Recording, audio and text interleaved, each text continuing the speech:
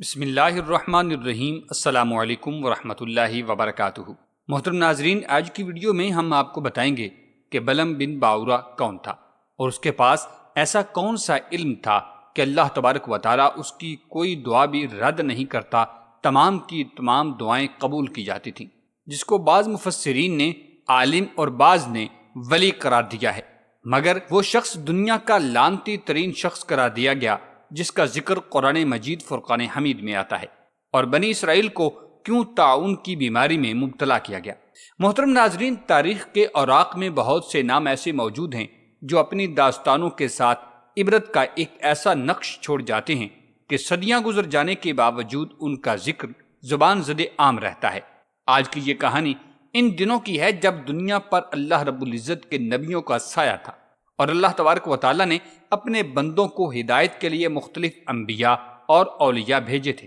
انبیاء کرام اور اولیاء اعظام اللہ تبارک و تعالیٰ کے پیغام کو لوگوں تک پہنچاتے، انہیں بھلائی کا راستہ دکھاتے اور ان کے لیے روشنی کے مینار بنے رہتے تھے۔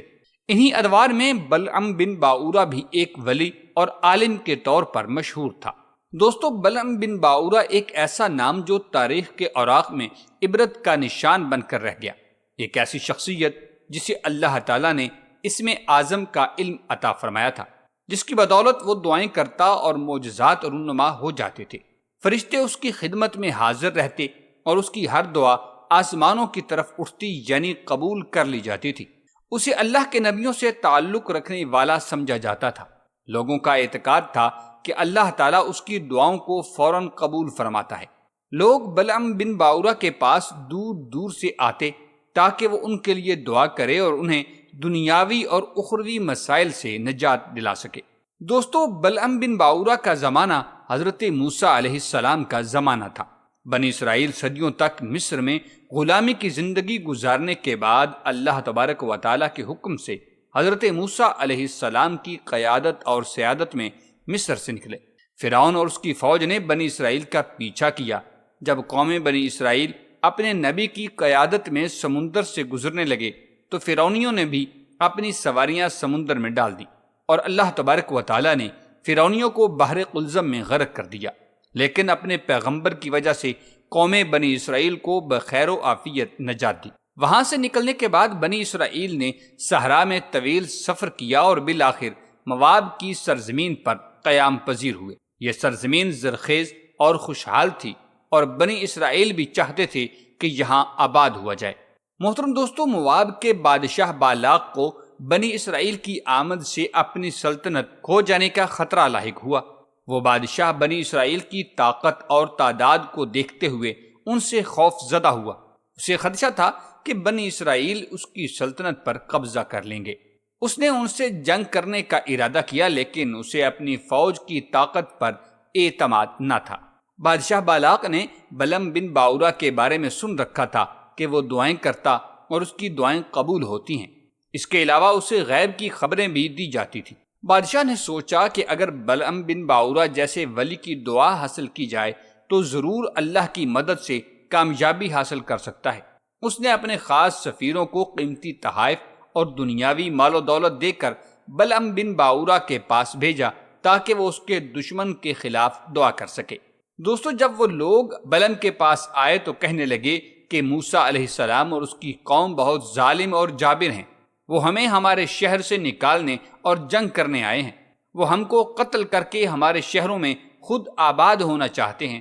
ہم آپ کے پاس اس لیے آئے ہیں کہ آپ ہمارے لیے دعا کریں کہ اللہ ہمیں ان کے شر سے محفوظ رکھے اور ان کو ہماری سرزمین سے نکال دے۔ محترم دوستو، بلعم بن باورہ ایک نیک اور اللہ سے ڈرنے والا انسان تھا۔ جب بادشاہوں کے سفیروں نے اس کے سامنے دنیاوی دولت اور مال کی پیشکش کی تو فوراً انکار کر دیا۔ بلعم نے کہا، میری دعائیں اللہ کی مرضی کے خلاف نہیں جاتی اور مجھے تو تم پر افسوس ہے کہ جس کی بات تم کر رہے ہو وہ تو اللہ کے نبی ہیں اور ان کے ساتھ فرشتے اور مومنین ہیں۔ میں ان کے خلاف کیسے بد دعا کر سکتا ہوں؟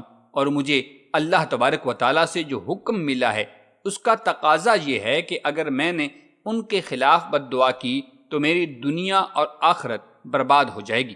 دوستو، یاد رہے کہ انہوں نے بار بار جب اصرار کیا اور اس سے کہا اچھا میں استخارہ کرتا ہوں، اور اس کا معمول بھی یہی تھا کہ وہ استخارہ کرنے کے بعد ہی دعا کیا کرتا تھا۔ جب بلعم نے بادشاہ کے لوگوں کے لیے استخارہ کیا تو اس کو نیند میں یہ بتایا گیا کہ موسیٰ علیہ السلام کے خلاف دعا نہ کرنا۔ اس نے اپنی قوم سے کہا، میں نے استخارہ کیا تھا اور مجھے ان کے خلاف دعا کرنے سے منع کیا گیا ہے۔ یہ بات بلعم کی اللہ سے وابستگی اور تقوی کا ثبوت تھی کہ اس نے دنیاوی لالچ کو ٹھکرا دیا اور بادشاہ کے سفیروں کو واپس بھیج دیا تھا۔ دوستو، کہا جاتا ہے کہ ہر انسان کا امتحان مختلف ہوتا ہے۔ کچھ لوگوں کا امتحان فقر میں ہوتا ہے اور کچھ لوگوں کا امتحان مال و دولت میں۔ بلعم کا امتحان اس وقت شروع ہوا جب بادشاہ نے دوبارہ مال و دولت کی فراوانی کے ساتھ اپنے سفیروں کو بھیجا تھا۔ جیسے ہی بادشاہ کے سفیر بلعم کے پاس پہنچے تو شیطان نے بھی اپنی پوری قوت صرف کی کہ اب تو لالچ و ہرس اس کے دل میں ڈالنا ہی ہے۔ چنانچہ بار بار کی پیشکش اور دنیاوی لالچ نے بلعم کے دل میں شک اور خواہشات کو جنم دینا شروع کیا۔ وہ جو پہلے دنیاوی مال و دولت سے بے نیاز تھا، اب اس کے دل میں لالچ کا بیج بویا جا چکا تھا۔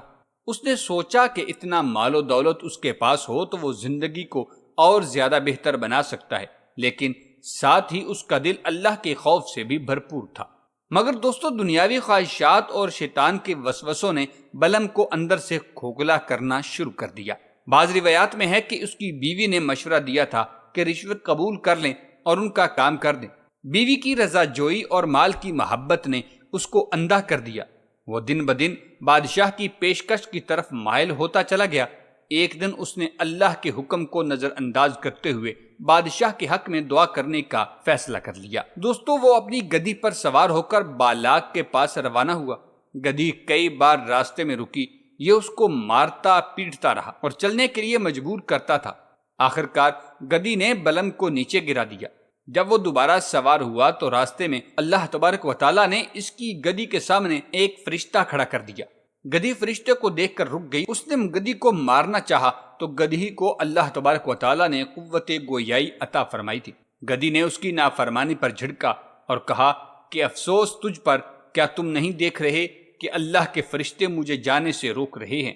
اللہ تعالیٰ نے بلعم کی آنکھیں کھول دیں اور اس نے اپنی آنکھوں سے فرشتوں کو دیکھا۔ فرشتے نے اسے دوبارہ اللہ کا حکم اور یاد دلایا اور اسے واپس جانے کا کہا، مگر بلعم اب بھی اپنی ضد پر اڑا رہا۔ وہ بادشاہ بالاک کے پاس پہنچ گیا۔ حبان نامی پہاڑی پر چڑھا جہاں سے بنی اسرائیل کا لشکر سامنے نظر آ رہا تھا۔ اب قوم بنی اسرائیل کے خلاف دعا اور اپنی قوم کے حق میں کرنے لگا، لیکن حکم خداوندی سے زبان الٹ گئی۔ دعا کی جگہ بد دعا اور بد دعا کی جگہ دعا نکلنے لگی، یعنی جو کچھ اس نے قومی بنی اسرائیل کے لیے مانگا تھا وہ اس کو اپنی قوم کے لیے دیا گیا، اور جو کچھ اس نے اپنی قوم کے لیے مانگا تھا وہ قوم بنی اسرائیل کو دے دیا گیا۔ قوم نے جب یہ سنا تو کہنے لگی کہ یہ تم کیا کہہ رہے ہو؟ کہنے لگا کہ میں بے بس ہوں، میری زبان میرے اختیار میں نہیں ہے۔ اس نے 3 مرتبہ ایسے کرنے کی کوشش کی، مگر ہر بار اس کے منہ سے بنی اسرائیل کے لیے برکت کی دعائیں نکلتی ہیں۔ دوستو، عین اسی وقت اس کی زبان کتے کی طرح باہر نکل کر سینے پر لٹکنے لگی۔ اس نے کہا، لو میری دنیا بھی خراب ہوئی اور دین تو بالکل سرے سے برباد ہو گیا۔ لیکن میں تمہیں ایک تدبیر بتاتا ہوں۔ یہ تدبیر بظاہر نہایت آسان مگر اندرونی طور پر بنی اسرائیل کے ایمان کو متزلزل کرنے کے لیے کافی تھی۔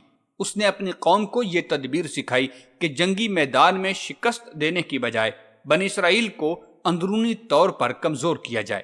بلعم نے کہا، ان کے لشکر کو تم جنگی طاقت سے شکست نہیں دے سکتے، لیکن اگر تم ان کے ایمان کو کمزور کر دو تو یہ خود ہی تباہ ہو جائیں گے اور تم موسیٰ اور اس کی قوم پر غالب آ سکتے ہو۔ وہ تدبیر یہ ہے کہ تم اپنی حسین لڑکیوں کو آراستہ کر کے بنی اسرائیل کے لشکر میں بھیج دو اور ان کو تاکید کرو کہ بنی اسرائیل میں کوئی بھی ان کے ساتھ جو کچھ کرنا چاہے منع نہ کریں۔ ممکن ہے کہ اس مسافرت کی وجہ سے یہ لوگ زناکاری میں مبتلا ہو جائیں۔ اگر یہ ہوا تو چونکہ حرام کاری اللہ کو سخت ناپسند ہے، اسی وقت ان پر عذاب آ جائے گا اور یہ تباہ ہو جائیں گے اور تم اپنے مقصد میں کامیاب ہو جاؤ گے۔ دوستو، بلعم بن باعورہ کی یہ شیطانی چال ان کی سمجھ میں آ گئی تھی، چنانچہ انہوں نے اپنی قوم کی خوبصورت ترین اور دلکش دوشیزاؤں کو تیار کیا، انہیں زیوروں سے آراستہ کیا اور پھر انہیں بنی اسرائیل کے لشکر میں بھیج دیا۔ یہ عورتیں جب بنی اسرائیل کے لشکر میں سودا سلف بیچنے کے بہانے سے پہنچی تو ان کے حسن و جمال نے وہاں کے مردوں کو بے چین کر دیا تھا۔ ان کا حسن ایسا تھا کہ لشکر کے جوانوں کے دلوں میں زلزلہ برپا ہو گیا۔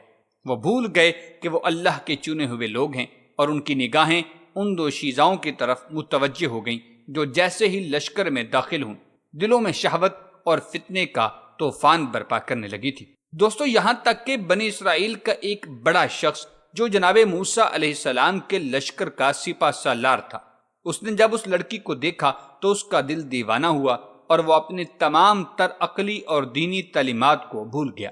وہ اسے اٹھا کر جناب موسیٰ علیہ السلام کے سامنے لے گیا اور پوچھا کہ اے اللہ عز و جل کے نبی، یہ عورت میرے لیے حلال ہے یا کہ نہیں؟ اللہ کے پیغمبر جناب موسیٰ علیہ السلام نے فرمایا کہ خبردار، یہ تیرے لیے حرام ہے، فوراً اس کو اپنے سے الگ کر دو اور اللہ عز و جل کے عذاب سے ڈرو۔ مگر اس شخص پر غلبہ شہوت کا ایسا زبردست بھوت سوار ہو چکا تھا کہ وہ اپنے نبی علیہ السلام کے فرمان کو ٹھکرا کر اس عورت کو اپنے خیمے میں لے گیا تھا اور برائی کا بھی مرتکب ہو گیا، جس سے حضرت موسیٰ علیہ السلام نے منع فرمایا تھا۔ دوستو، یاد رہے کہ یہ گناہ نہ صرف اس رئیس کے لیے بلکہ پوری بنی اسرائیل کے لیے انتہائی تباہ کن ثابت ہوا۔ اس ایک گناہ کی نحوست اور بے برکتی کا اثر فوری طور پر پورے لشکر پر چھا گیا تھا۔ اللہ کا عذاب بنی اسرائیل پر نازل ہوا اور اس گناہ کے فوراً بعد بنی اسرائیل کے لشکر میں ایک وبا پھوٹ پڑی، اور یہ وبا ایک نہایت خوفناک اور جان لیوا بیماری ثابت ہوئی۔ طاعون کی یہ وبا چند ہی لمحوں میں پورے لشکر میں پھیل گئی تھی، اور دیکھتے ہی دیکھتے بنی اسرائیل کے ہزاروں افراد اس کا شکار ہوئے۔ موت کا سایہ ہر طرف چھا گیا۔ ایک گھنٹے کے اندر اندر 70,000 لوگ اس وبا کی نظر ہو چکے تھے۔ بنی اسرائیل کا لشکر جو کہ فتح کے خواب دیکھ رہا تھا، اچانک ہی بربادی اور تباہی کا شکار ہو گیا۔ دوستو، طاعون کا پھیلنا اتنا شدید اور تیز تھا کہ لوگوں نے اپنے عزیزوں کو موت کے منہ میں جاتے دیکھا اور خود کو بھی بچانے میں ناکام رہے۔ جو لوگ بچ گئے تھے وہ اپنے لشکر سے بھاگنے لگے۔ ایک ایسی فوج جو اللہ کی نصرت اور حضرت موسیٰ علیہ السلام کی قیادت میں چل رہی تھی، وہ لشکر اب مکمل طور پر تتر بتر ہو چکا تھا۔ لشکر کی یہ حالت حضرت موسیٰ علیہ السلام کے لیے ایک بہت بڑا صدمہ تھا۔ آپ نے اپنے لوگوں کو بار بار اللہ کی طرف رجوع کرنے اور اس کے احکامات پر عمل کرنے کی تلقین کی تھی، لیکن ان کے نفسانی خواہشات نے انہیں برباد کر دیا۔ حضرت موسیٰ علیہ السلام کے دل پر یہ قیامت صغریٰ گزر گئی، اور آپ نے اللہ رب العزت سے دعائیں کیں کہ بنی اسرائیل پر رحم کیا جائے۔ محترم ناظرین، اسی لشکر کا ایک شخص جو کہ جناب ہارون علیہ السلام کی نسل میں سے تھا، جو کہ اس وقت لشکر گاہ سے کہیں باہر گیا ہوا تھا، جب وہ آیا تو تمام حقیقت سنی تو بےتاب ہو کر غصے کے ساتھ اس بد کردار کے خیمے میں پہنچے اور اپنے نیزے میں ان دونوں کو پرو لیا اور اپنے ہاتھ میں نیزہ اٹھائے ہوئے انہیں باہر لے آئے۔ کہنے لگے، یا اللہ، ہمیں معاف فرما، ہم پر سے یہ وبا دور فرما، دیکھ لے ہم تیرے نافرمانوں کے ساتھ ایسا سلوک کرتے ہیں۔ دوستو، جیسے ہی اس نے یہ دعا کی اور عذاب کو ٹالنے کے بارے میں اللہ تبارک و تعالیٰ سے التجا کی، تو اللہ رب العزت نے اس کی یہ دعا قبول کی اور اس دعا اور فعل سے طاعون اٹھ گیا۔ لیکن اتنی دیر میں جب حساب لگایا گیا تو 70,000 آدمی اور ایک روایت کے مطابق 20,000 مر چکے تھے۔ محترم دوستو، بنی اسرائیل میں اب تک یہ دستور چلا آتا ہے کہ وہ اپنے ذبیحہ میں سے گردن اور دست اور سری اور ہر قسم کا سب سے پہلا پھل اس شخص کو دیتے ہیں یا اس شخص کی اولاد کو دیا کرتے ہیں جس نے اس جوڑے کو نیست و نابود کیا تھا۔ دوستو، اس سارے واقعہ کو قرآن مجید فرقان حمید کی سورۃ الاعراف میں اس طرح بیان کیا گیا ہے۔ وَاتْلُ عَلَيْهِمْ نَبَأَ الَّذِي آتَيْنَاهُ آيَاتِنَا فَانسَلَخَ مِنْهَا فَأَتْبَعَهُ الشَّيْطَانُ فَكَانَ مِنَ الْغَاوِينَ وَلَوْ شِئْنَا لَرَفَعْنَاهُ بِهَا وَلَكِنَّهُ أَخْلَدَ إِلَى الْأَرْضِ وَاتَّبَعَ هَوَاهُ فَمَثَلُهُ كَمَثَلِ الْكَلْبِ إِن تَحْمِلْ عَلَيْهِ يَلْهَثْ أَوْ تَتْرُكْهُ يَلْهَث ذَلِكَ مَثَلُ الْقَوْمِ الَّذِينَ كَذَّبُوا بِآيَاتِنَا فَاقْصُصِ الْقَصَصَ لَعَلَّهُمْ يَتَفَكَّرُونَ۔ ترجمہ: اور اے محبوب، انہیں اس کا احوال سناؤ جسے ہم نے اپنی آیتیں دی تھی، تو وہ ان سے ایسے صاف نکل گیا جیسے سانپ اپنی کینچلی سے آسانی سے نکل جاتا ہے۔ تو شیطان اس کے پیچھے لگا تو گمراہوں میں ہو گیا، اور ہم چاہتے تو آیتوں کے سبب اسے اٹھا لیتے، مگر وہ تو زمین پکڑ گیا تھا اور اپنی خواہش کا تابع ہوا، تو اس کا حال کتے کی طرح ہوا ہے۔ تو اس پر حملہ کرے تو زبان نکالے، اور چھوڑ دے تو بھی زبان نکالے۔ یہ حال ہے ان کا جنہوں نے ہماری آیتیں جھٹلائیں، تو تم نصیحت سناتے رہو کہ شاید وہ اس میں غور و فکر کرنے لگیں۔ محترم ناظرین، بلم بن باورا ایسا کیوں ہوا؟ روایت ہے کہ بعض انبیاء کرام علیہم السلام نے خدا تعالیٰ سے دریافت کیا کہ تو نے بلم بن باورا کو اتنی نعمتیں عطا فرما کر پھر اس کو کیوں اس ذلت و رسوائی کی دلدل میں گرا دیا تھا؟ تو خدا تعالیٰ نے فرمایا کہ اس نے میری نعمتوں کا کبھی شکر ادا نہیں کیا۔ اگر وہ شکر گزار ہوتا تو میں اس کی کرامتوں کو سلب کر کے اس کو دونوں جہاں میں اس طرح ذلیل و خوار اور غیب و خاسر نہ کرتا۔ نتیجتاً ہمیں ہر صورت میں اللہ تبارک و تعالیٰ کی نعمتوں کا شکر ادا کرتے رہنا چاہیے۔ محترم دوستو، حضرت کعب بن مالک انصاری رضی اللہ تعالی عنہ سے روایت ہے، حضور سید المرسلین صلی اللہ علیہ وسلم نے ارشاد فرمایا کہ 2 بھوکے بھیڑیے بکریوں کے ریوڑ میں چھوڑ دیے جائیں تو وہ اتنا نقصان نہیں کرتے جتنا مال اور مرتبے کی ہرس کرنے والا اپنے دین کے لیے نقصان کرتا ہے۔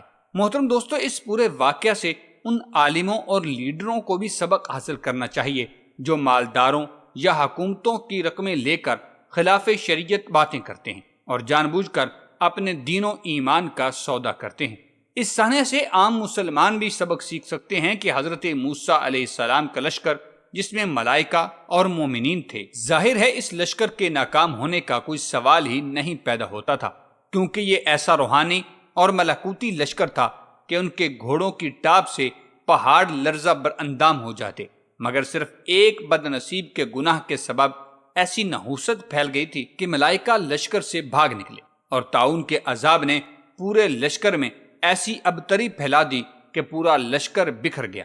یہ کہانی آج بھی ایک عبرت کا مقام رکھتی ہے۔ یہ ہمیں یاد دلاتی ہے کہ ہمیں اپنی نفسانی خواہشات پر قابو پانا چاہیے اور اللہ کے احکامات کو ہمیشہ ترجیح دینی چاہیے۔ امید کرتے ہیں کہ آپ کو یہ معلوماتی ویڈیو ضرور پسند آئی ہوگی۔ ایک نئی منفرد اور معلوماتی ویڈیو کے ساتھ دوبارہ حاضر ہوں گے، تب تک کے لیے اللہ نگہبان۔